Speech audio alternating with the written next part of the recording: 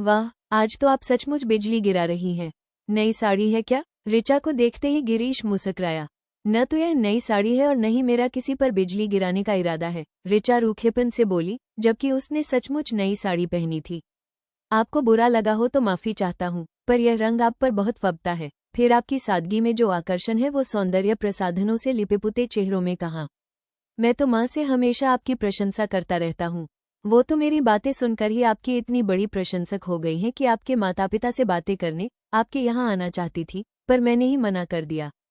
सोचा, जब तक आप राजी न हो जाएं, आपके माता पिता से बात करने का क्या लाभ है। गिरीश ये सब एक ही सांस में बोलता चला गया था और ऋचा समझ न सकी थी कि उसकी बातों का क्या अर्थ ले। अजीब व्यक्ति है ये। कितनी बार मैं इसे जता चुकी हूँ कि मेरी इसमें कोई रुचि नहीं है। सच पूछो तो ऋचा को पुरुषों से घृणा थी। वे जो भी करेंगे अपने स्वार्थ के लिए।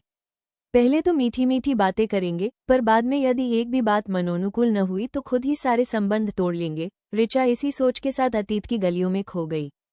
तब वो केवल 17 वर्ष की किशोरी थी और अनुपम किसी भौरे की तरह उसके इर्द गिर्द मंडराया करता था। खुद उसकी सपनीली आंखों ने भी तो तब जीवन की कैसी इंद्रधनुषी छवि बना रखी थी। जागते हुए भी वो स्वप्नलोक में खोई रहती थी।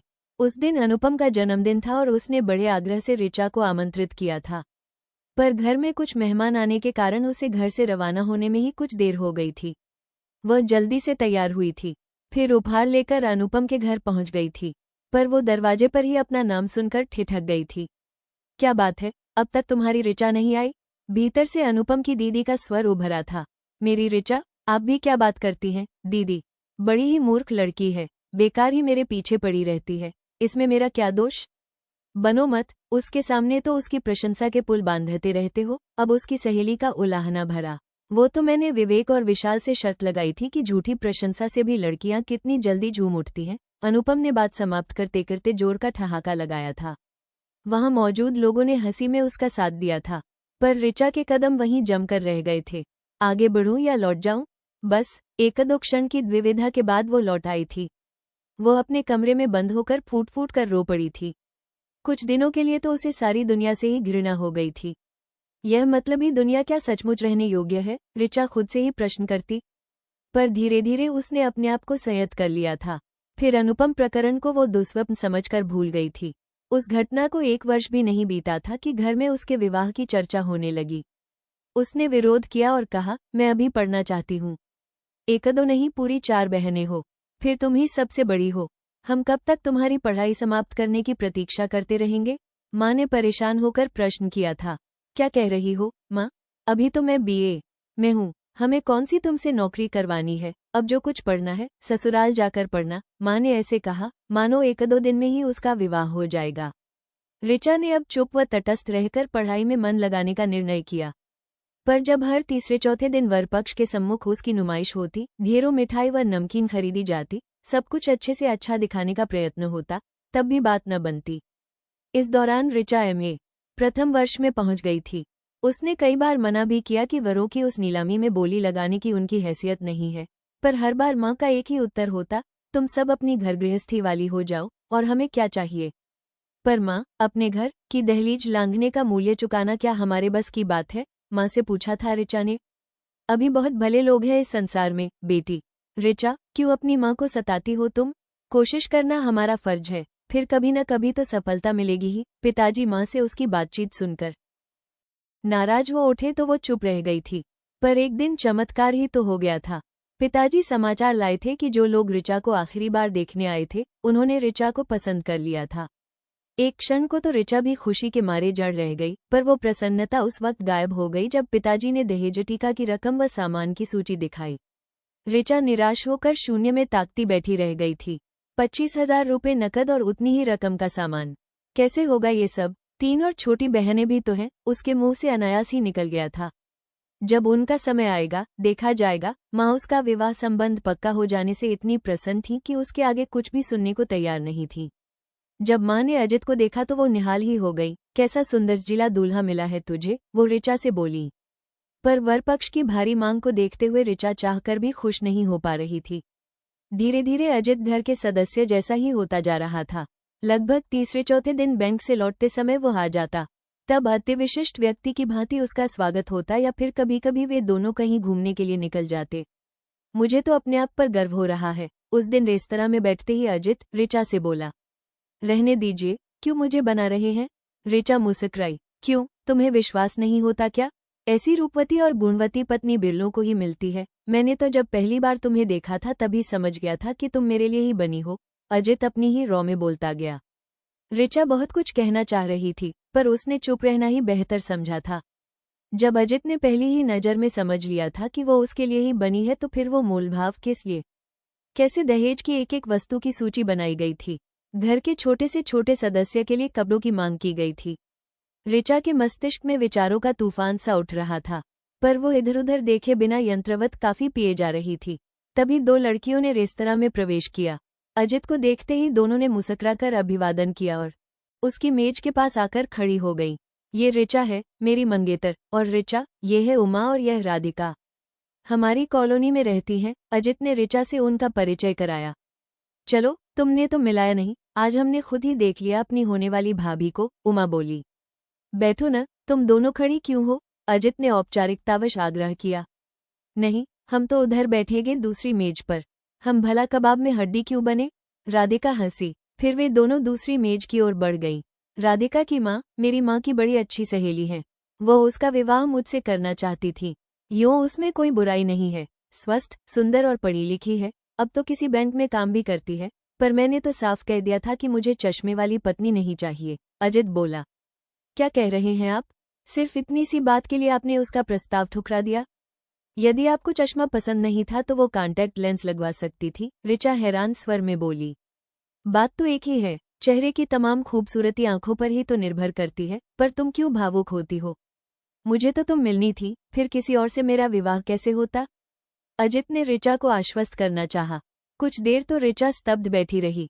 फिर वो ऐसे बोली मानो कोई निर्णय ले लिया हो। आपसे एक बात कहनी थी। कहो, तुम्हारी बात सुनने के लिए तो मैं तरस रहा हूँ। पर तुम तो कुछ बोलती ही नहीं। मैं ही बोलता रहता हूँ। पता नहीं माम पिताजी ने आपको बताया है या नहीं, पर मैं आपको अंधेरे में नहीं रख सकती। मैं भी कॉन्टैक्ट लेंसों का प्रयोग करती हूँ, ऋचा बोली। क्या? पर तभी बैराई बिल ले आया। अजित ने बिल चुकाया और दोनों रेस्तरां से बाहर निकल आए। कुछ देर दोनों इस तरह चुपचाप साथ साथ चलते रहे, मानो कहने को उनके पास कुछ बचा ही न हो। मैं अब चलूंगी, घर से निकले बहुत देर हो चुकी है। माँ इंतजार करती होंगी। वो घर की ओर रवाना हो गई। कुछ दिन बाद, क्या बात है ऋचा? अजित कहीं बाहर गया है क्या? 3-4 दिन से आया ही नहीं, माँ ने पूछा। पता नहीं माँ, मुझसे तो कुछ कह नहीं रहे थे, ऋचा ने जवाब दिया। बात क्या है ऋचा? परसों तेरे पिताजी विवाह की तिथि पक्की करने गए थे तो वे लोग कहने लगे कि ऐसी जल्दी क्या है, आज फिर गए हैं। इसमें मैं क्या कर सकती हूँ माँ? वो लड़के वाले हैं, आप लोग उनके नखरे उठाते हैं तो वे और भी ज्यादा नखरे दिखाएंगे ही, ऋचा बोली। क्या हम नखरे उठाते हैं लड़के वालों के? शर्म नहीं आती तुझे ऐसी बात कहते हुए? कौन सा विवाह योग्य घरवर होगा जहां हमने बात न चलाई हो? तब कहीं जाकर यहाँ बात बनी है।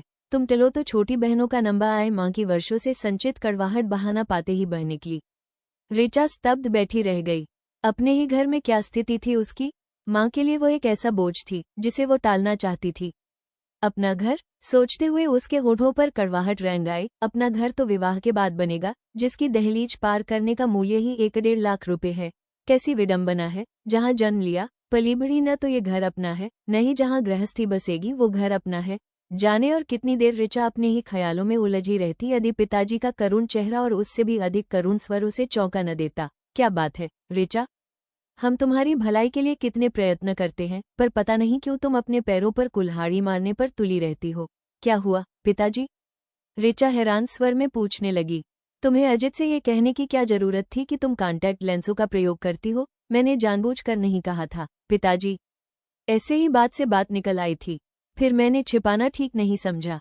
तुम नहीं जानती तुमने क्या कह दिया। अब वे लोग कह रहे हैं कि हमने यह बात छिपाकर उन्हें अंधेरे में रखा, पिताजी दुखी स्वर में बोले।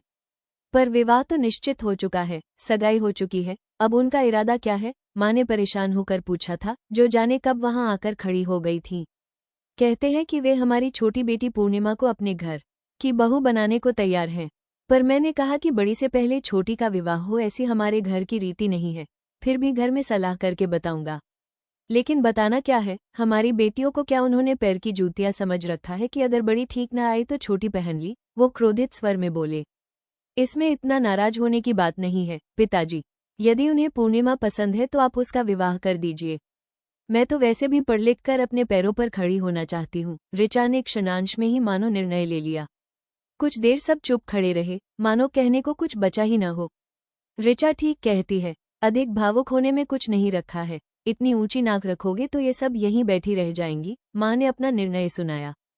फिर तो एक एक करके 8 वर्ष बीत गए थे। उससे छोटी तीनों बहनों के विवाह हो गए थे। ऋचा भी पढ़ाई समाप्त करके कॉलेज में व्याख्याता हो गई थी। पिताजी भी अवकाश ग्रहण कर चुके थे। अब तो वो विवाह के संबंध में सोचती तक नहीं थी। पर गिरीश ने अपने व्यवहार से मानो शांत जल में कंकड़ फेंक दिया था। अब अतीत को याद करके वो बहुत अशांत हो उठी थी। अरे दीदी, यहाँ अंधेरे में क्यों बैठी हो? बत्ती भी नहीं जलाई। नीचे माँ तुम्हें बुला रही हैं। तुम्हारे कॉलेज के कोई गिरीश बाबू अपनी माँ के साथ आए हैं। अरे, तुम तो रो रही हो। तबीयत ठीक नहीं है क्या? ऋचा की छोटी बहन सुरभि ने आकर कहा। नहीं, रो नहीं रही हूँ। ऐसे ही कुछ सोच रही थी। तू चल, मैं आ रही हूँ, ऋचा अपने आंसू पोंछते हुए बोली। ड्राइंग रूम में पहुंची तो एकाएक सबकी निगाहें उसकी ओर ही उठ गईं। आपकी बेटी ही पहली लड़की है जिसे देखकर गिरीश ने विवाह के लिए हाँ की है, नहीं तो ये तो विवाह के लिए हाँ ही नहीं करता था। ऋचा को देखते ही गिरीश की माँ बोली। आपने तो हमारा बोझ हल्का कर दिया, बहन जी। इससे छोटी तीनों बहनों का विवाह हो चुका है। मुझे तो दिन रात इसी की चिंता लगी रहती है। ऋचा के माँ और पिताजी अत्यंत प्रसन्न दिखाई दे रहे थे। तो मुझसे पहले ही निर्णय लिया जा चुका है, ऋचा ने बैठते हुए सोचा। वो कुछ कहती उससे पहले ही गिरीश की माँ और उसके माता पिता उठकर बाहर जा चुके थे। बस वो और गिरीश ड्राइंग रूम में रह गए थे। एक बात पूछूं, आप कभी हंसती मुस्कुराती भी हैं या यूं ही मुंह फुलाए रहती हैं? गिरीश ने नाटकीय अंदाज में पूछा। मैं भी आपसे एक बात पूछूं? ऋचा ने प्रश्न के उत्तर में प्रश्न कर दिया। आप कभी गंभीर भी रहते हैं या यूं ही बोलते रहते हैं? चलिए, आज पता चल गया कि आप बोलती भी हैं। मैं तो समझा था कि आप गूंगी हैं। पता नहीं कैसे पढ़ाती होंगी। मैं सचमुच बहुत बोलता हूँ। अब क्या करूँ, बोलने का ही तो खाता हूँ। पर मैं इतना बुरा नहीं हूँ जितना आप समझती हैं। गिरीश अचानक गंभीर हो गया। देखिए, आप अच्छे हो या बुरे, मुझे कोई फर्क नहीं पड़ता। पुरुषों में तो मुझे विशेष रूप से कोई रुचि नहीं है। आपके अनुभव निश्चय ही कटु रहे होंगे, पर जीवन में किसी न किसी पर विश्वास तो करना ही पड़ता है। आप एक बार मुझ पर विश्वास तो करके देखिए। गिरीश मुस्कुराया। ठीक है, पर मैं आपको सब कुछ साफ साफ बता देना चाहती हूँ। मैं कॉन्टैक्ट लेंसों का प्रयोग करती हूँ। दहेज में देने के लिए मेरे पिताजी के पास कुछ नहीं है, ऋचा कटु स्वर में बोली। हम एक दूसरे को समस्त गुणों व अवगुणों के साथ स्वीकार करेंगे, ऋचा। फिर इन बातों का तो कोई अर्थ ही नहीं है। मैं तुम्हें 3 वर्षों से देख परख रहा हूँ। मैंने यह निर्णय एक दिन में नहीं लिया है। आशा है कि तुम मुझे निराश नहीं करोगी। गिरीश की बातों को समझकर ऋचा खामोश रह गई। इतनी समझदारी की बातें तो आज तक उससे किसी ने नहीं कही थी। फिर उसके नेत्र भर आए। क्या हुआ? गिरीश ने हैरान होकर पूछा। कुछ नहीं, ये तो प्रसन्नता के आंसू हैं। ऋचा ने मुस्कुराने की कोशिश की। उसे लगा कि आंसुओं के बीच से ही दूर क्षितिज पर इंद्रधनुष उगाया है। Romantic story in Hindi.